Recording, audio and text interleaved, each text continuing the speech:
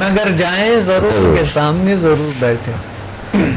اچھا یہ کون لوگ ہوتے ہیں ڈاکٹر صاحب؟ کیا اگر ہم مذہب کے حوالے سے ہم بات کرتے ہیں، اپنے دین اسلام کے حوالے سے ہم بات کرتے ہیں، تو ہمیں تو یہی کہا گیا ہے کہ جی ہمیں اللہ تعالیٰ سے کسی بھی حال کے اندر مایوس نہیں ہونا چاہیے.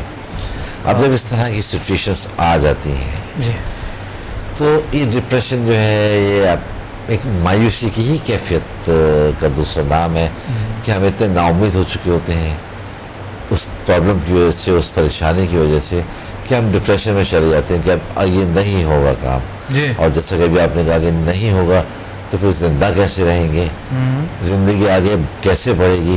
لیکن ہمیں اللہ پر بھی بھروسہ کرنا ہے.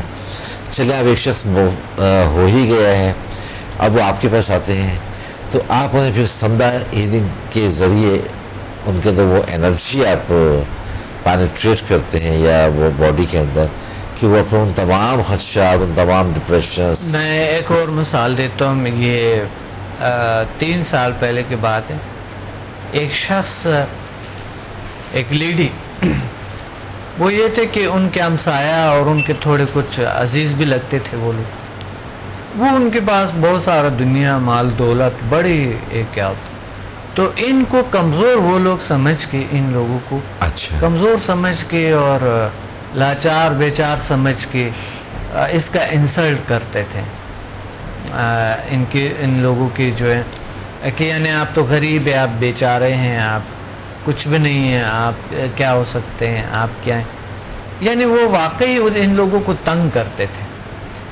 تو اس تنگی کی وجہ سے یہ لوگ ٹینشن، ڈپریشن کا شکار ہو چکے تھے.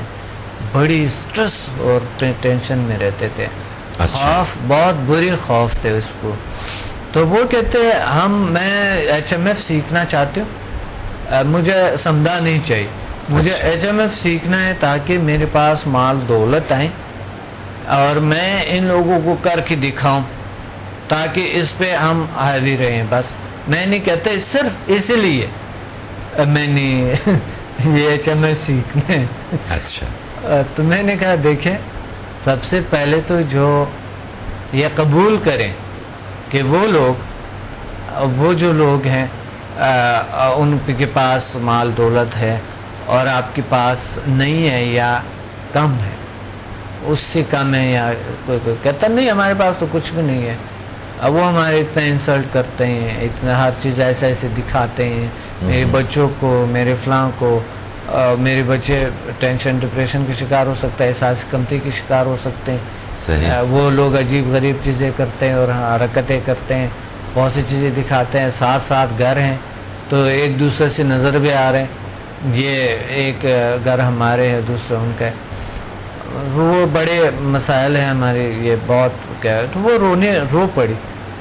تو میں نے کہا دیکھیں، اپنے بچوں کو بھی یہ سکھا دو اور اپنے خود بھی یہ قبول کر لے کہ آپ کے پاس اتنی زیادہ چیزیں نہیں ہیں جتنے ان کے پاس ہیں. یہ لازمی سمجھ لیں.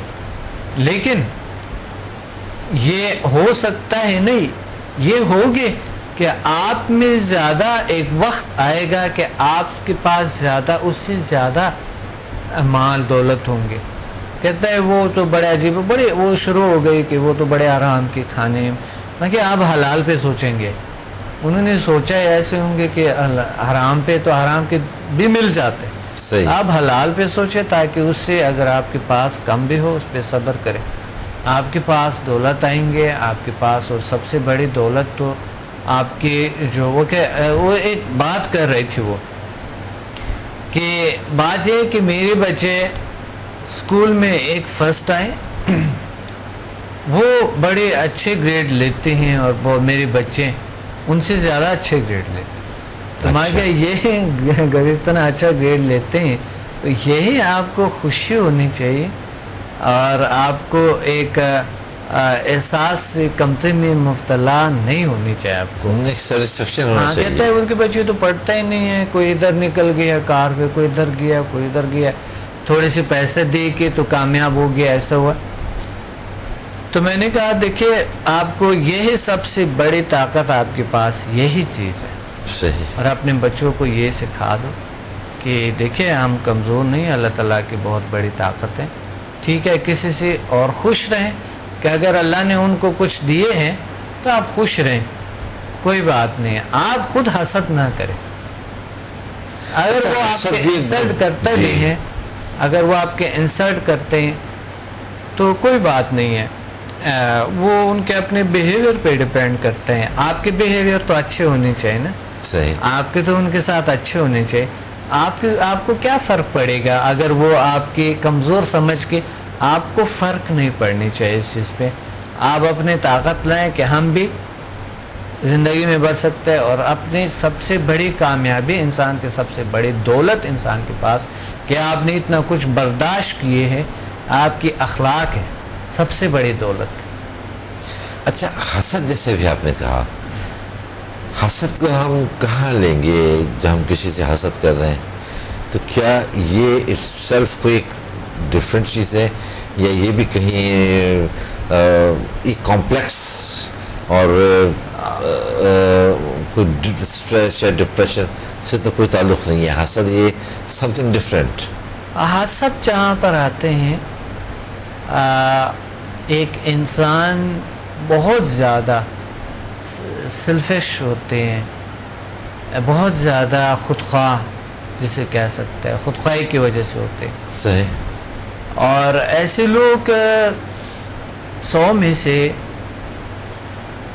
سے 10 لوگ کامیابیاں حاصل کر لیتے۔ اچھا، بالکل کرتا ہے، لیکن جو لوگ حسد کر رہے ہوتے ہیں، ہاں 90% لوگ ناکام ہو جاتے۔ حسد کرنے والے 90% ناکام ہوتے ہیں، 10% کامیاب ہو جاتے ہیں۔ اچھا، سب سے بری چیز یہ ہے کہ حسد کرنے والے لوگوں کی زندگی بڑے عذاب میں ہوتی ہے، بہت عذاب کی زندگی جیتے ہیں وہ لوگ، وہ سائیکولوجیکلی یعنی بیمار ہوتے ہیں، وہ زندگی کو انجوائے نہیں کر سکتے ہیں۔ وہ آپ دور سے نظر آئیں گے کہ وہ بیمار ہے، وہ شخص آپ کو دور سے نظر آئیں گے حسد کرنے والے کہ وہ شخص بیمار ہے، اچھا، اس میں تازگی نہیں ہے، اس میں وہ طاقت نہیں ہے، جلد سے پتہ لگتا ہے کہ یہ شخص بیمار ہے۔ حسد کرنے والے کو شاید مالی طور پہ شاید وہ کامیابی حاصل کریں، لیکن وہ اندر سے اتنی بری طرح بیمار ہوتی ہے کہ ان کو کئی بیماریوں کا سامنا کرنا پڑتا ہے، فزیکلی اینڈ سائیکولوجیکلی بیماریوں کا صحیح، سامنا کیونکہ حسد کرنے والے احساس کمتری کے شکار ایک ہوتے ہیں، خوف میں مبتلا ہوتے ہیں۔